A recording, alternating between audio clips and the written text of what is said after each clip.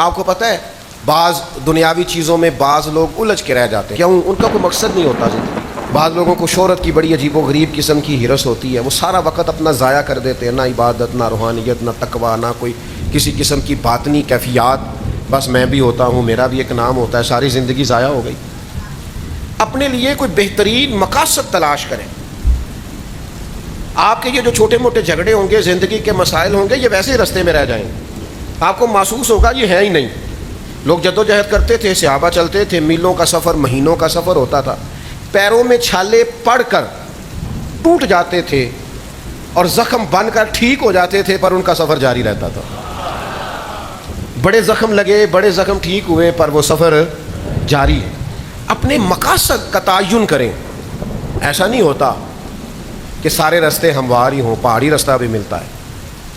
ایسا نہیں ہوتا کہ سب رستوں کے اندر سڑکیں ٹھیک ہی بنی ہوں، ٹوٹے رستوں سے بھی گزرنا پڑتا ہے۔ ایسا نہیں ہوتا کہ ہر جگہ طبیعت آپ کی ٹھیک ہی ہو، بیماری اور تکلیف کے وجود کے ساتھ ہی آپ کو آگے بڑھنا ہے، پر شرط یہ ہے کہ کوئی مقصد دل میں ہو، کوئی لگن ہو، کوئی تڑپ ہو، کوئی خاص مقام ہو، آپ کا کسی طرف بڑھنے کا ذوق ہو۔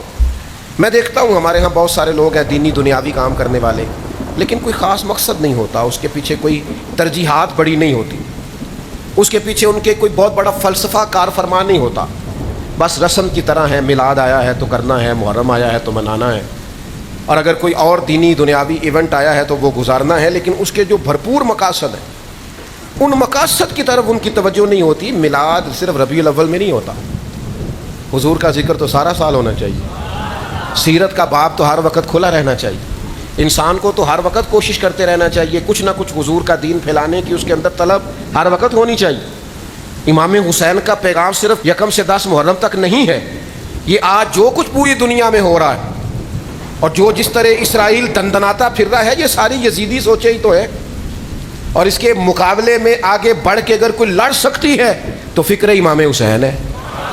جو کچھ آج پوری دنیا میں ہو رہا ہے، اگر ہم نے اپنے بچوں کو صحابہ کی وہ جدوجہد سکھائی ہوتی، امام حسین کا فلسفہ بتایا ہوتا، تو کبھی بھی ہمیں کسی اور ڈبیٹ کی ضرورت نہ رہتی۔ یہ خود بخود بتاتے ہیں کہ اصل حق کیا ہے، اصل میں آگے بڑھنا کس طرح سے ہے، لیکن ہم نے سمجھا ہے کہ 4-5 دیگوں سے امام حسین کا ذکر مکمل ہو جاتا ہے، ایسا نہیں ہے۔ تو ایک مقصد حیات، پھر اس مقصد کے تحت ضروری نہیں کامیابی بھی ملے، یہ بھی ضروری نہیں کہ آپ جیت کے ہی سوئے۔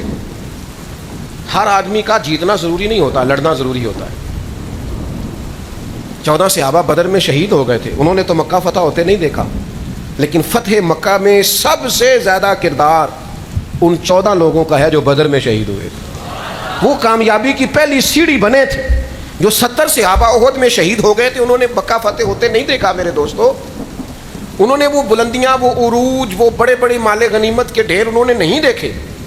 جو اسلام کے پاس بعد میں قوت آئی، دولت آئی، وسائل آئے، وہ انہوں نے نہیں دیکھے، لیکن حضرت امیر حمزہ کا خون کبھی اسلام میں بھلایا نہیں جا سکتا، حضرت عبداللہ بن جہش کی دعائیں بھلائی نہیں جا سکتی، حضرت سعد بن معاذ کا جذبہ بھلایا نہیں جا سکتا، حضرت مصعب ابن عمیر نے اس طرح جان قربان کی تھی کہ آخری وقت کفن بھی پورا موجود نہیں تھا۔ تو کیا بھلائے گی تاریخ ان لوگوں کو؟ اسلام کا جھنڈا پورے طور پر پوری دنیا میں اس طرح سے لہراتا بظاہر نہیں دیکھا، لیکن ان کی قربانیاں بھلائی جا سکتی؟ تو کوئی مقصد تو بنائیں۔